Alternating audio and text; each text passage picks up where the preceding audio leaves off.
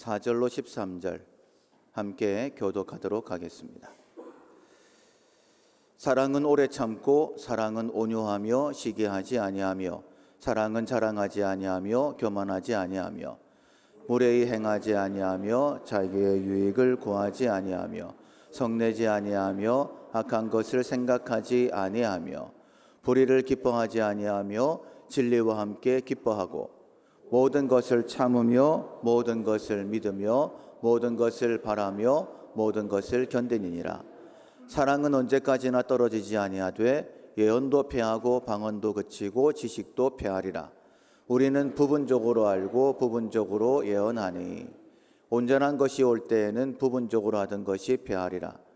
내가 어렸을 때에는 말하는 것이 어린아이와 같고 깨닫는 것이 어린아이와 같고 생각하는 것이 어린아이와 같다가 장성한 사람이 되어서는 어린아이의 일을 버렸노라. 우리가 지금은 거울로 보는 것 같이 희미하나 그때에는 얼굴과 얼굴을 대하여 볼 것이요 지금은 내가 부분적으로 아나 그때에는 주께서 나를 아신 것 같이 내가 온전히 알리라.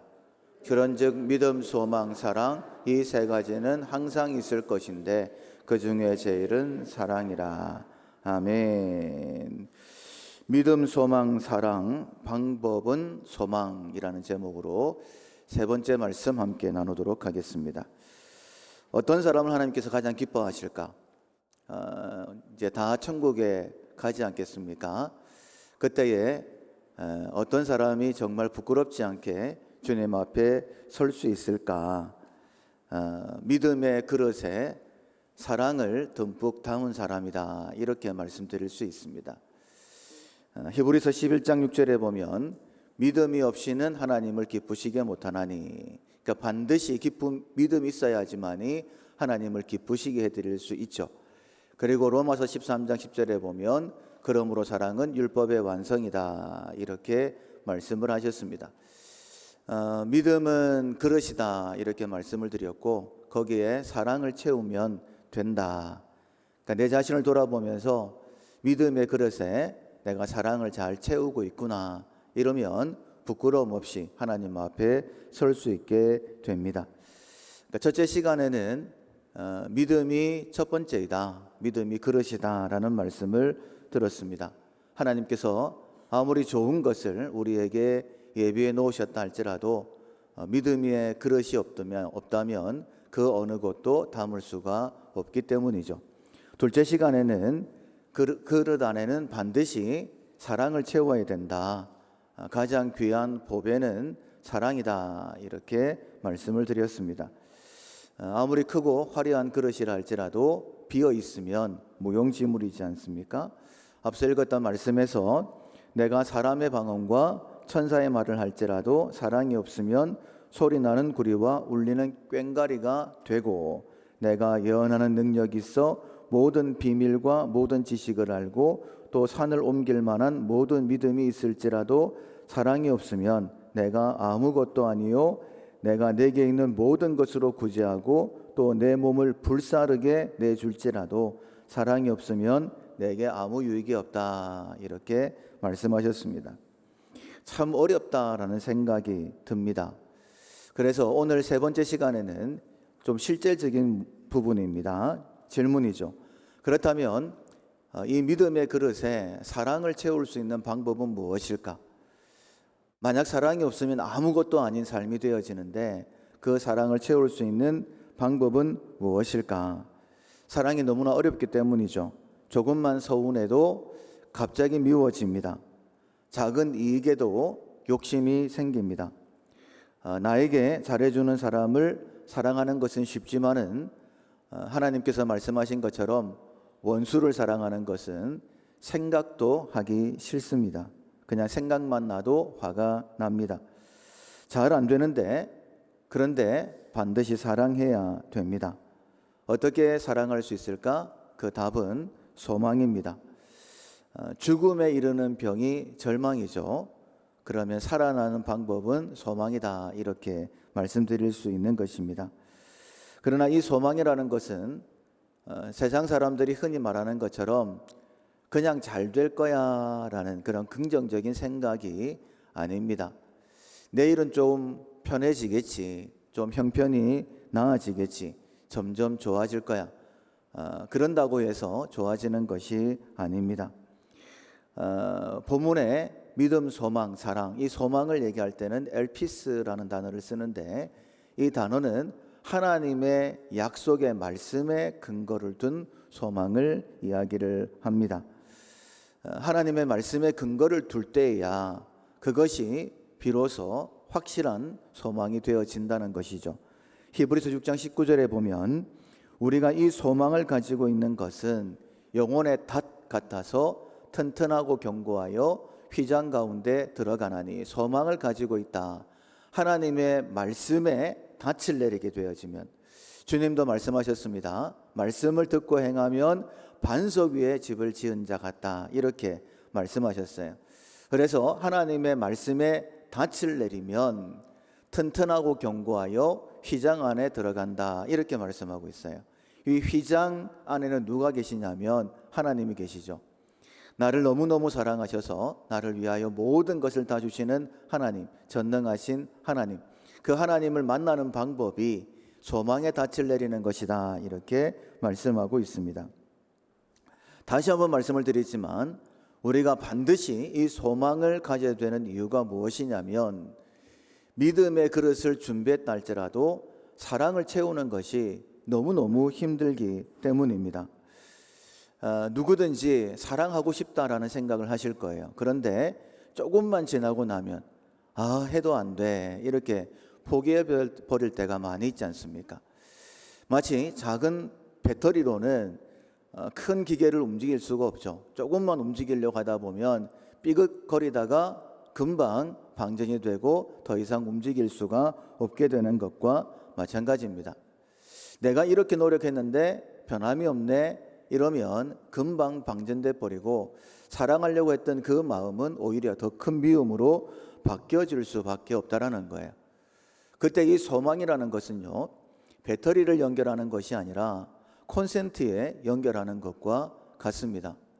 소망을 가지게 되면 하나님의 말씀에 닻을 내린다라는 것은 마치 콘센트에 전선을 꼽는 것처럼 하나님의 능력을 받는 것과 같다, 이렇게 꼭 생각하시면 됩니다. 내가 지금 이렇게 수고하고 있는 것 결코 헛되지 않다. 다른 사람들은 다 몰라준다 할지라도 하나님은 알고 계신다. 반드시 하나님께서 기쁨으로 단을 거두게 하실 것이다.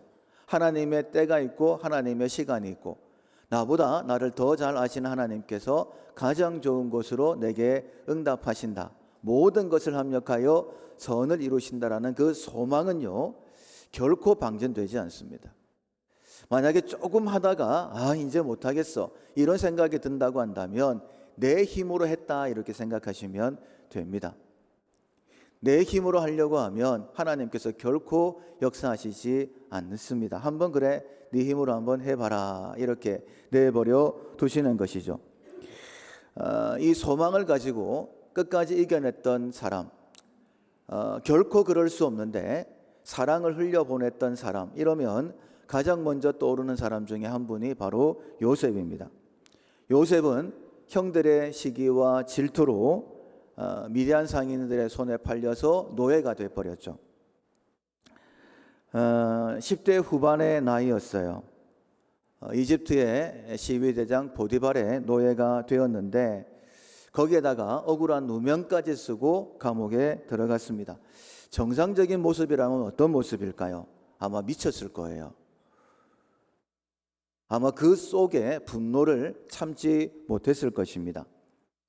여기서 용서하고 사랑한다, 여러분, 있을 수가 없는 일이죠. 그런데 요셉은 애굽의 국무총리가 되었습니다. 하나님께서 요셉을 아신 것이고 그를 훈련하신 것이고 그를 세우신 것이죠. 근데 이때 놀라운 일이 벌어지게 되어지죠. 양식을 구매하기 위해서 형들이 찾아왔을 때에 형들과 마주쳤습니다. 원수예요. 그런데 복수하지 않습니다. 오히려 그들을 품었고 그들의 자녀들까지 책임지겠다라고. 형들이 안 믿어주니까, 너무 두려워하고 있으니까 눈물 흘리면서 그들을 설득하고 있는 모습을 봅니다.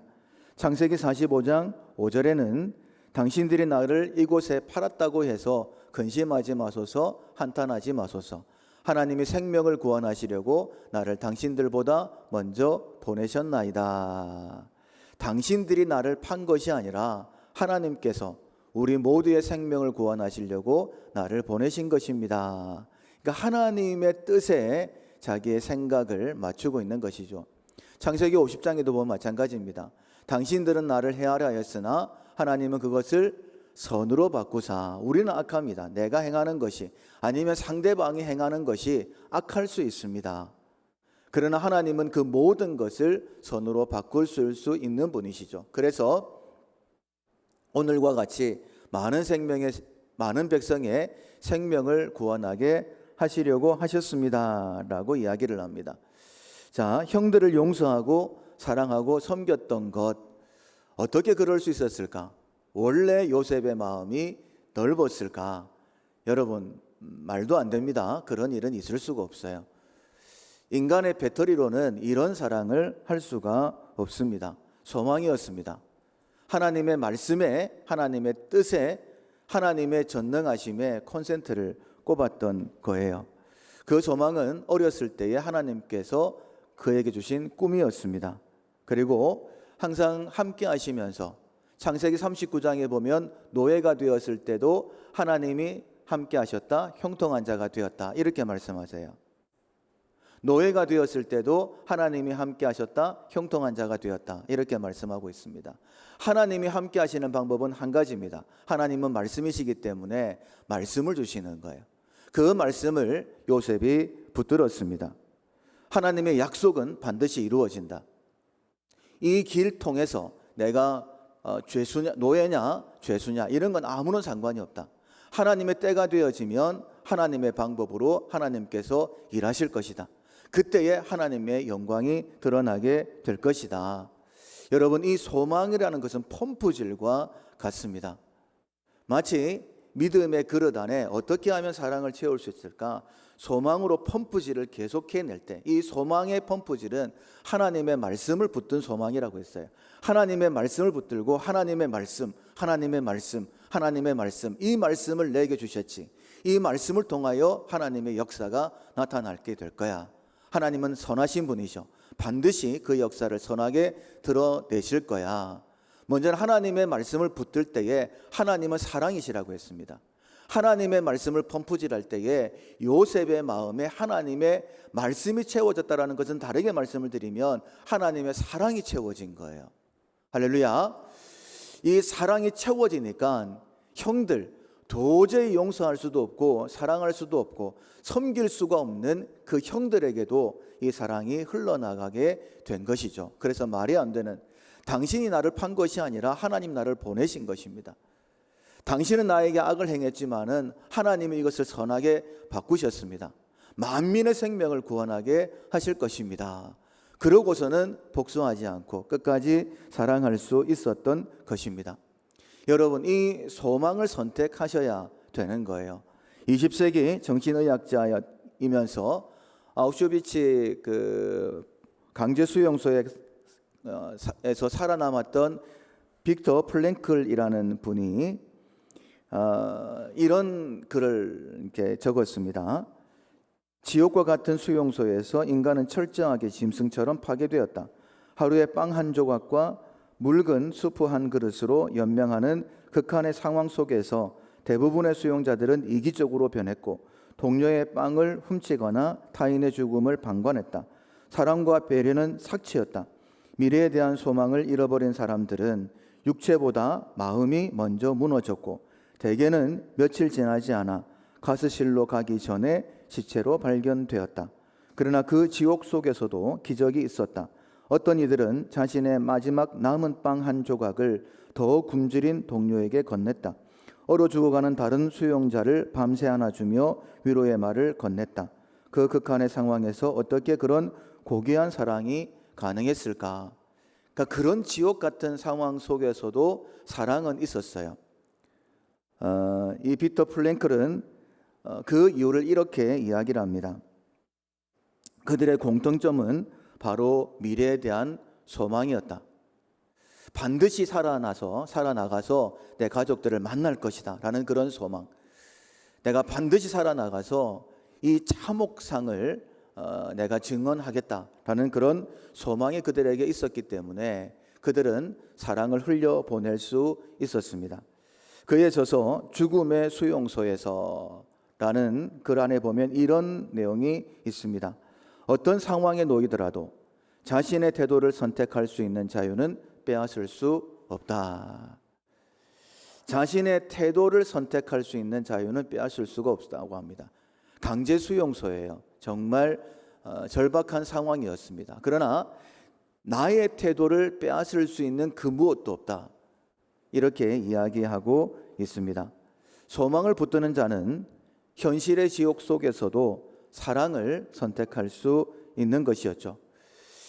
여러분, 이런 것들이 기적을 낳게 되는 것입니다. 19세기 미국의 위대한 부흥사이자 고아들의 아버지 이러면 조지 뮬러 목사님, 우리가 다 알고 있지 않습니까? 여러분도 잘 아시는 그런 내용입니다. 조지 뮬러는 1만 명이 넘는 고아들을 잘 보살폈습니다. 근데 그에게는 한 가지 철칙이 있었어요. 그것은 절대 정부의 보조금은 받지 않는다. 두 번째, 사람들에게 후원도 요청하지 않는다 였습니다. 필요한 게 있으면 하나님께 기도하면 되고 하나님께서 도와주신다. 그러니까 이 고아원을 차리신 분, 고아들의 아버지는 하나님이시니까 하나님이 책임지신다. 이런 소망이 그에게 있었습니다. 어느 추운 날 고아원의 양식이 다 떨어져 버렸어요. 다음 날 아침 아이들에게 먹일 빵 한 조각, 우유 한 방울도 없었습니다. 정말 절망적인 그런 상황이었어요. 나 혼자 있었다라고 한다면 그래 굶지 뭐 이러면 되겠지만 아이들이 있습니다. 아마 이런 생각을 했을 수도 있겠죠. 보통 같은 경우에라면 내가 왜 이런 고생을 사서 하나, 내가 왜 정부의 보조금을 받지 않는다라고 했을까, 사람들이 후원해 준다라고 할 때 후원을 받을 걸, 이런 나약한 마음도 생겼을 수 있습니다. 그러나 여러분, 어떤 상황 가운데 있다 할지라도 나의 태도를 선택하는 자유는 그 누구도 빼앗아갈 수 없습니다. 이런 절망적인 상황에서, 어쩌면 마음이 흔들릴 수 있는 상황에서 조지 뮬러 목사님은 하나님 앞에 기도하러 나아갔습니다. 그러니까 하나님께 소망을 두고 그 소망을 선택한 것이죠. 기도의 내용은 이랬습니다. 하나님, 하나님의 아이들입니다. 하나님이 책임져 주십시오. 하나님이 친히 고아들의 아버지라고 하셨으니까 먹을 것과 마실 것을 주십시오. 그렇게 소망의 닻을 하나님께 두었습니다.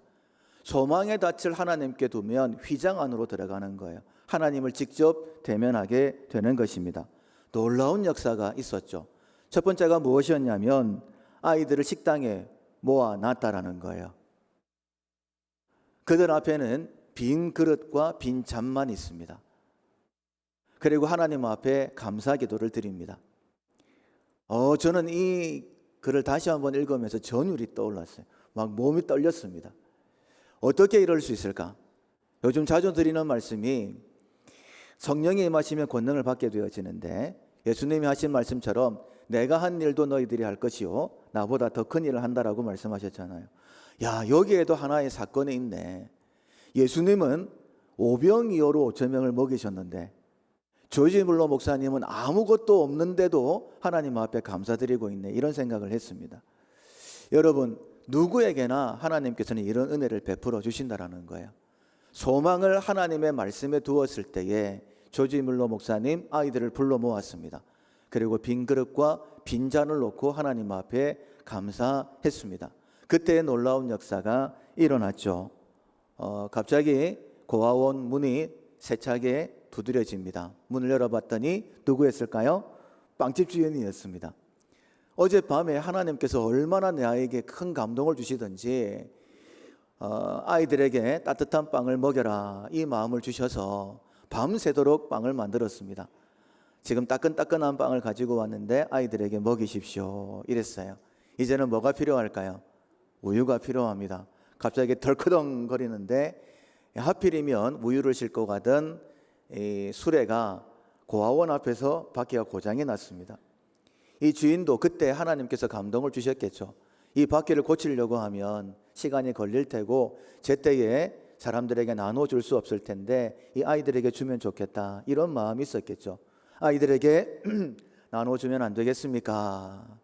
그래서 아이들은 따뜻한 빵과 신선한 우유를 먹을 수 있었습니다. 여러분, 하나님께 소망을 두는 자는 어느 상황 가운데 있다 할지라도 절망하지 않을 수 있습니다. 앞서 말씀을 드렸습니다. 소망의 닻을 말씀에 두게 되어지면 휘장 안으로 들어가는 게 되는 거예요. 그 어떤 상황도 가로막지 못합니다. 하나님을 대면하게 되어지고 하나님의 선하심을 맛보아 알게 되는 것이죠. 그래서 방법은 소망이다라고 말씀을 드리는 거예요. 반드시 소망의 펌프질을 하셔야 됩니다. 말씀으로, 계속해서 하나님의 말씀으로. 그래서 어떻게 내가 소망의 훈련을 할 수 있을까? 첫 번째는 상황이 아니라 하나님의 말씀을 붙드는 훈련입니다. 어떤 말씀이라도 괜찮습니다. 앞서 말씀드렸던 것처럼 창세기 39장에 요셉 노예였어요. 그런데 어떻게 하나님이 함께 하시고 그가 형통한 자가 되었다? 아버지의 집에서도 그런 이야기는 없었습니다. 그런데 그가 어떻게 형통한 자가 되었을까? 그의 마음이 하나님을 향해 더 간절했겠죠. 왜냐하면 자기를 도와줄 사람이 없으니. 하나님은 말씀이십니다. 그에게 말씀을 주신 거예요. 어렸을 때는 꿈으로 말씀하셨고 어떻게 말씀하셨는지는 모르겠지만 매일매일 그에게 말씀을 주셨을 것입니다. 그 말씀을 붙들었다라는 거예요. 지금 이 시간도 마찬가지입니다. 하나님께서 너 절망할 필요 없다, 낙심할 필요 없다, 주저앉을 필요 없다, 내가 너와 함께한다 라고 말씀하시면서 나에게 말씀을 주시는 거예요. 그 말씀을 붙드는 것밖에는 방법이 없습니다. 그 말씀을 묵상하셔야 된다, 이렇게 우리에게 권면하고 계십니다. 시편 126편 5절 6절에 눈물을 흘리며 씨를 뿌리는 자는 기쁨으로 거두리로다. 울며 씨를 뿌리러 나가는 자는 반드시 기쁨으로 그 곡식단을 가지고 돌아오리라. 하나님은 만울의 여김을 받으시는 분이 아닙니다. 무엇으로 심든지 그대로 거두게 하시는 분이십니다. 내가 소망을 가지고 심으면 그 마음의 소원을 주시는 분이 하나님이십니다. 그것을 이루게 하신다라고 말씀하고 있어요. 자, 하나님의 말씀을 붙들었습니다. 소망의 첫 번째예요. 두 번째는 무엇이냐면 소망에는요 반드시 인내를 더하셔야 됩니다. 우리가 아브라함을 잘 알고 있는데 아브라함은 하나님께로부터 약속을 받았습니다. 근데 그 약속의 말씀을 끝까지 못 붙들었어요. 그래서 이스마엘을 낳았습니다. 자기 자신도 그리고 지금까지 얼마나 큰 고통을 겪는지 모릅니다. 근데 다시 한 번 더 하나님께서 그에게 말씀으로 찾아오셨어요. 그리고 그 말씀을 붙들었습니다. 그리고 이삭을 낳았습니다. 그리고 믿음의 조상이 되었습니다. 말씀은 이렇게 기록하고 있습니다. 아브라함이 바랄 수 없는 중에 바라고 믿었으니 이는 네 후손이 이와 같으리라는 신 말씀대로 많은 민족의 조상이 되게 하려 하심이라. 하나님께서 바랄 수 없는 중에 바라고 믿을 수 있도록 도와주셨다라고 말씀하고 있는 거예요. 우리가 실수할 때도 있습니다. 넘어질 때도 있습니다. 하나님은 포기 안 하십니다. 그것으로 인하여서 더 큰 어려움이 내 삶의 고통이 더해졌다 할지라도 하나님은 다시 찾아오셔서 우리에게 말씀을 주십니다. 그래서 여러분 첫 번째 말씀을 붙드셔야 되는 거예요. 힘들어지고 난 다음에도 또 말씀을 주시니까 하나님은 다른 것 안 주신다, 하나님은 말씀밖에 안 주신다 라는 그 믿음을 가지시고 말씀을 주실 때 그 말씀을 붙들어야지만이 이스마엘을 낳는 그런 어리석은 행동을, 실수를 반복하지 않게 되는 것이죠. 하나님은 그 일을 위하여서 아브라함을 믿음의 조상으로 세우시기 위해서 바랄 수 없는 중에 바라도록 그의 삶을 이끌어 가셨다라고 말씀하고 있습니다. 그 내용이 이렇습니다. 그가 100세나 되어 자기 몸이 죽은 것 같고 사라의 태가 죽은 것 같음을 알고도 믿음이 약해지지 아니하고 믿음이 없어 하나님의 약속을 의심하지 않고 믿음으로 견고하여져서 하나님께 영광을 돌리며 약속하신 그것을 또한 능히 이루실 줄을 확신하였으니 그러므로 그것이 그에게 의로 여겨졌다라고 말씀하고 있습니다. 여러분 어려운 상황이에요. 그러나 하나님께서는 말씀을 주시고 그 말씀을 붙들게 하시는데 약속을 받을 때부터 100세의 아들을 낳을 때까지 짧으면 35년입니다. 25년, 그리고 길면 35년 정도가 되어집니다. 결코 짧은 시간이 아니죠. 그래서 여러분, 소망을 가졌다라고 한다면 인내하실 수도 있어야 됩니다. 중간에 흔들리는 것은 믿음이 아니죠. 소망이 아닙니다. 데살로니 교회가 이렇게 세 가지로 칭찬을 받았습니다. 뭘로 칭찬을 받았을까요? 세 가지로 하고 있습니다. 믿음, 소망, 사랑입니다. 그런데 말씀을 보시면 순서가 좀 달라요. 첫 번째가 믿음이고 두 번째가 사랑입니다. 믿음에는 역사가 있습니다. 수고를 더해야 돼요. 믿음의 역사입니다. 사랑의 수고입니다. 수고는 헌신이 따라야 됩니다. 사랑한다라고 하면서 내 것 내놓지 않으면 사랑이 아닙니다. 근데 방법은 소망이에요. 그래서 우리 주 예수 그리스도에 대한 소망의 무엇? 인내라고 말씀하고 있습니다. 믿음에는 역사, 수고가 들어가야 됩니다.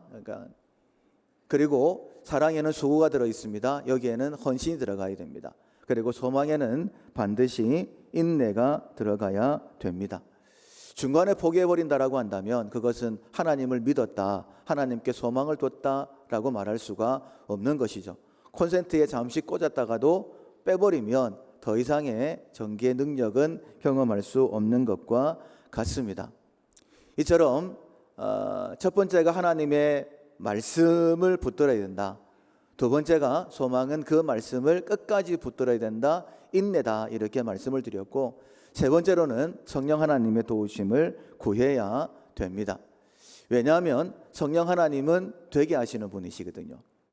말씀이신 예수님, 그 말씀을 가르치시고 생각나게 하시고 되게 하시는 분이 성령 하나님. 지금은 성령 하나님께서 우리와 함께 하십니다. 그래서 내가 무엇인가를 깨달았어요. 내가 말씀을 붙들었습니다. 그 말씀을 놓칠 것 같아.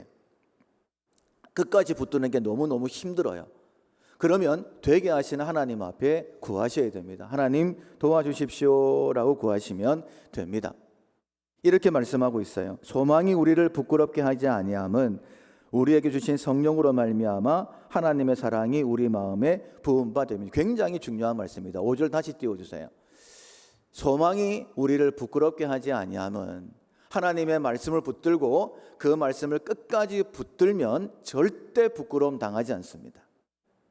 제 말이 아닙니다. 하나님의 말씀입니다.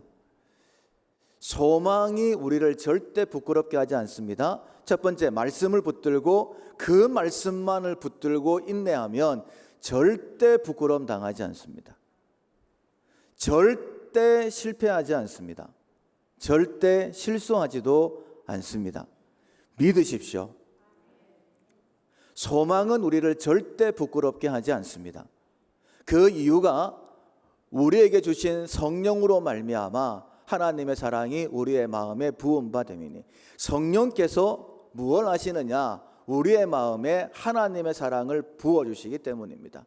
앞서 요셉이 말도 안 되는 사랑을 형제들에게 베풀었던 이유가 하나님의 사랑이 그에게 부어졌기 때문에 그 사랑이 흘러간 것이다라고 말씀을 드렸습니다.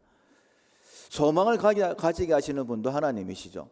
그 성령 하나님께서 특별히 우리의 마음에 하나님의 사랑을 부어주십니다. 그 하나님의 사랑에 대해서 6절 이하에 이렇게 말씀하고 있죠. 우리가 아직 연약할 때에 기약대로 그리스도께서 경건하지 아니한 자를 위하여 죽으셨도다. 우리가 의인을 위하여 죽는 자가 쉽지 않고 선인을 위하여 용감히 죽는 자가 혹 있거니와, 우리가 아직 죄인 되었을 때에 그리스도께서 우리를 위하여 죽으심으로 하나님께서 우리에 대한 자기의 사랑을 확증하셨느니라 라고 말씀하고 있어요. 그러니까 하나님의 사랑은 무엇이냐면 한마디로 내가 너를 위해 아들을 줬다라는 거예요. 내가 너에게 아들을 줬는데 그 아들과 함께 모든 좋은 것을 너에게 주지 않겠느냐. 내가 너에게 소망도 줬다.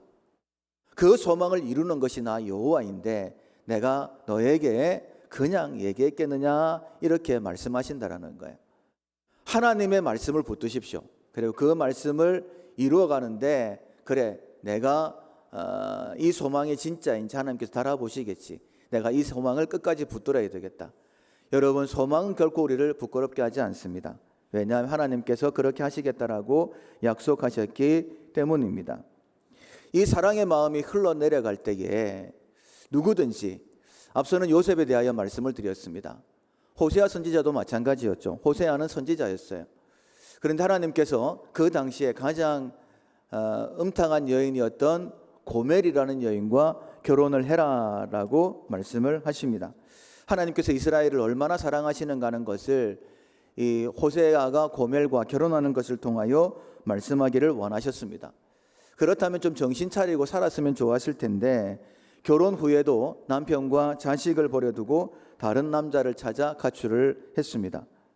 그러나 호세아에게 다시 한 번 더 하나님의 명령이 주어집니다. 호세아 3장 1절에 보면 너는 또 가서, 한 번이 아니라는 소리죠. 또 가서 타인의 사랑을 받아 음녀가 된 그 여자를 사랑하라, 이렇게 말씀을 하십니다. 그래서 이 호세아가 은 15개와 보리 한 호멜 반으로 자기 아내를 사갖고 옵니다. 자기 아내를 사갖고 오는 게 말이 됩니까?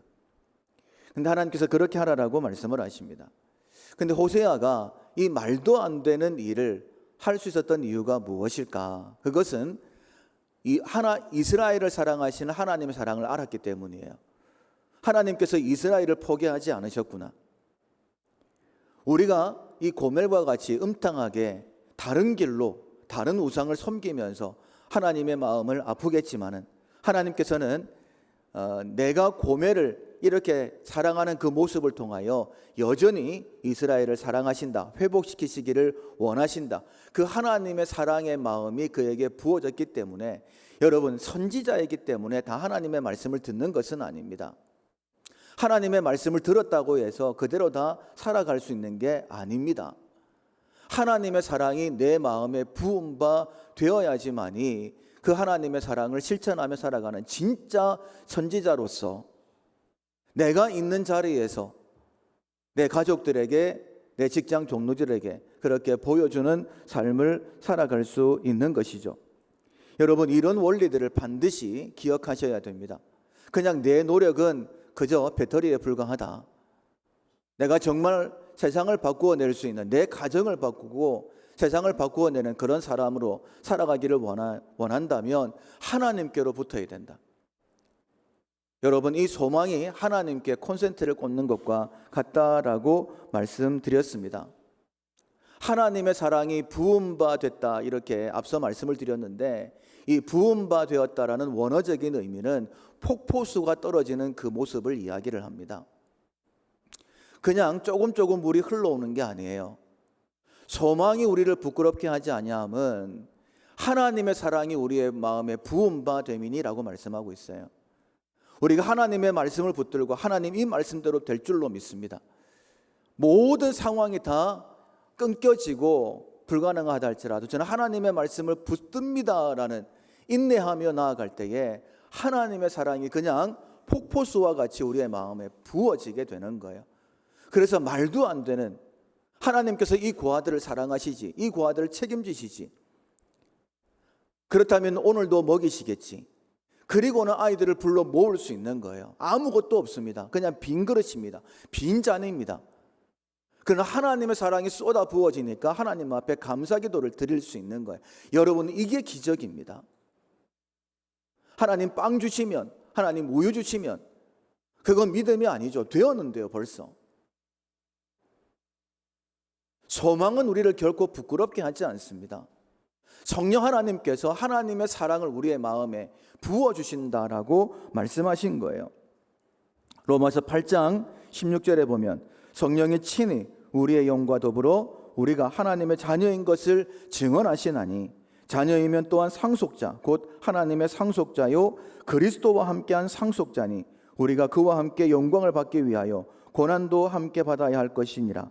생각하건대 현재의 고난은 장차 우리에게 나타날 영광과 비교할 수 없도다. 지금의 현실은 고난입니다. 그러나 우리가 받게 될 것은 영광이죠. 비교가 안 되는 것이다라고 말씀하고 있습니다. 왜냐하면 우리는 하나님의 자녀가 되었기 때문입니다. 우리는 하나님의 상속자들이기 때문입니다. 여러분, 다시 한번 말씀드립니다. 우리의 삶에 내게 유익되지 않은 것은 하나님이 허락하시지 않습니다. 내가 안 믿어질 뿐이죠. 우리를 위해서 아들까지 주셨는데 그 아들을 주신 하나님께서 우리에게 해로운 것을 주실까요? 절대 안 주십니다. 하나님이 지으신 모든 것이 선함에 감사함으로 받으면 버릴 것이 없습니다. 여러분, 세상적인 소망은요, 때때로는 부작용이 있을 수 있습니다.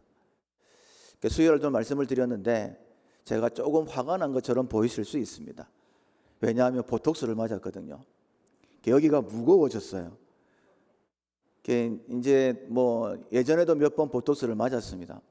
왜냐하면 주름살이 너무 깊어져 가지고. 그래서 이제 맞으면서 이제 미간에도 보톡스를 맞으니까 여기가 굳어버려요. 그래서 눈을 치켜뜨면 사무라이 눈썹이 됩니다. 그래서 무서워질 수밖에 없어요. 아내가 눈을 위로 뜨지 마세요. 무섭습니다. 이렇게 얘기하는 거예요. 그 말을 듣고는 여러분, 세상적인 보톡스를 맞으면 주름살이 좀 개선되겠지, 이제 이런 마음을 갖고 맞았는데 이런 부작용들이 있습니다. 그러나 하나님께 대한 소망은 부작용이 없습니다. 먼저 그 사실을 마음에 새기셨으면 좋겠고, 아내가 눈 치켜드지 마세요, 이제 이 얘기를 했을 때에 치켜드니까 진짜 무섭더라고요. 그래서 이 생각이 들었습니다. 여러분, 모든 것은 하나님께 주시는 마음이죠. 고개를 들면 되지라는 생각을 주셨어요. 그래서 고개를 들었습니다. 그리고 목요일 날, 이제 우리 수영구 기독교연합회 임원들이 저희 교회에서 모였어요. 그래서 이게 보톡스를 맞았는데 이 얘기를 했습니다. 자주 모이는, 자주는 아니지만 가끔 모이는 목사님들인데 제가 살 빠졌다 이런 거 모릅니다. 아무도 관심이 없어요. 참 섭섭하기도 하더라고요. 그러나 하나님은 다 아시죠. 예, 저의 작은 변화도 하나님은 아시죠. 그래서 보톡스 얘기를 우연히 꺼냈는데 이제 남천교회의 장로님 한 분이 70에 은퇴를 벌써 하셨는데도 불구하고 주름살이 없는 거예요. 그래서 보톡스를 맞으셨나? 이 생각을 했는데 뭐라고 말씀하시냐면 저는 고개를 돌립니다, 이렇게 말씀하시는 거예요. 보려고 눈을 치켜드는 것이 아니라 고개를 듭니다, 고개를 돌립니다, 이렇게 눈동자를 가능하면 움직이질 않는데요. 그러니 주름살이 안 생긴다라고 얘기하더라고요. 이 고개를 돌리니까 고개 운동도 되지 않겠습니까? 그래서 어제 저녁부터 오늘 그리고 계속해서 이제 걸으면서 고개를 들고 걷기 시작했습니다. 아주 좋은 게 하나 생겼어요. 한 3,000보 걷고 나면 그래도 아직까지 몸에 무리가 돼서 허리나 무릎이 좀 아팠는데 고개를 들다 보니까는 가슴도 들어지고 자세가 발라지면서 거의 그 통증이 안 생기는 거예요. 3,000보가 넘고 10,000보 가까이 걷는데도 통증이 거의 사라지지를 않습니다. 사랑하는 성도 여러분, 나에게 해로운 건 하나님께서 허락하시지 않는다. 그래서 제가 다음에는 이제 보톡스를 맞을 때에 미간 보톡스를 맞을까 안 맞을까 고민 안 할 것 같아요. 왜냐하면 맞고 난 다음에 또 굳어져서 좀 무서워지면 내가 고개를 안 들고 있구나라고 생각을 하고 고개를 들면 안 되겠습니까? 사랑하는 성도 여러분, 하나님께서는 우리에게 해로운 것 허락하시지 않습니다. 내게 고난이 있을 때도 주름살이 깊어지는 것도 나에게 하나님을 알 수 있는 기회가 될 수 있기 때문에 이 모든 것들을 허락하시는 것이죠. 우리가 해야 될 태도는 한 가지밖에 없습니다. 감사함으로 받는 거예요. 감사함으로 받으면 버릴 것이 없습니다.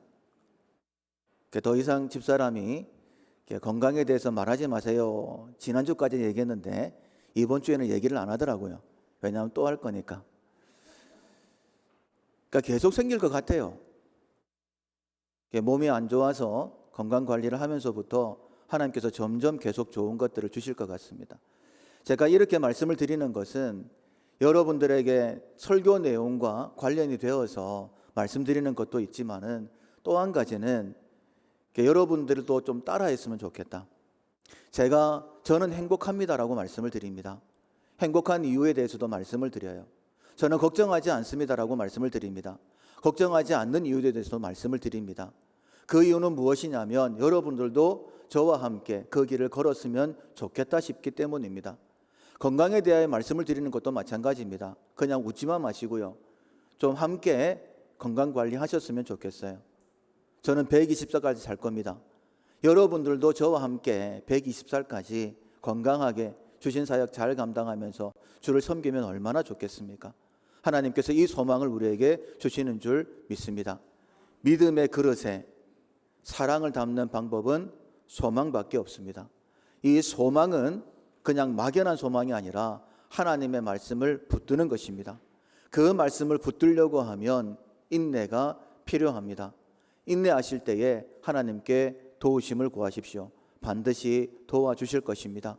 우리의 삶이 하나님 살아계심을 증거하는 요셉의 삶이 그러했듯이, 그리고 빅터 프랭클의 삶이 그러했듯이, 조지 물러의 삶이 그러했듯이 나의 삶이 하나님 살아계심을 보여줄 수 있는 그런 삶이 되기를 주님의 이름으로 축원합니다. 아멘.